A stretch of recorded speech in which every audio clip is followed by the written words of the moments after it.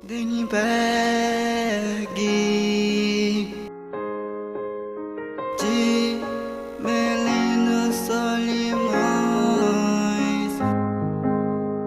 Chore choko tao chika anh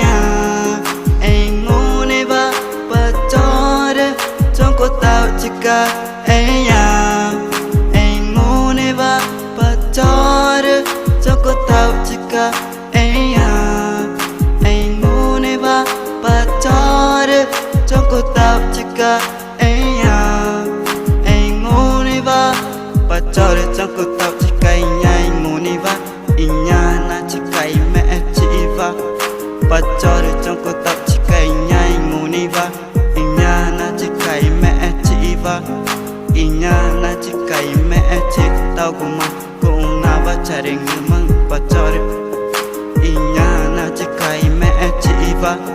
i tao cũng na ba chare ngmang chore choko tao chika anh ngu ne ba ba chore choko tao chika anh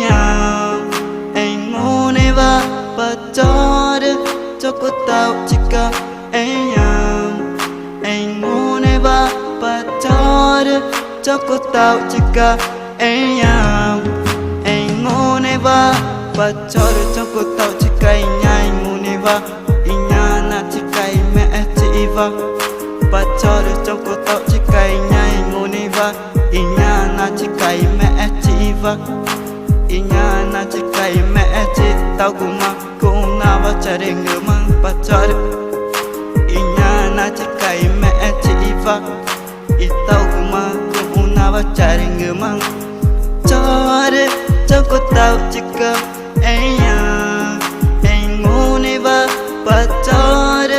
choko tao chika anh ngu ne ba ba chore choko tao chika anh ngu ne ba chore choko tao chika anh ngu ne ba nhai chết từng va cũng choko tao chika nhai chết ta cứ era cứ có ikata ni choko ai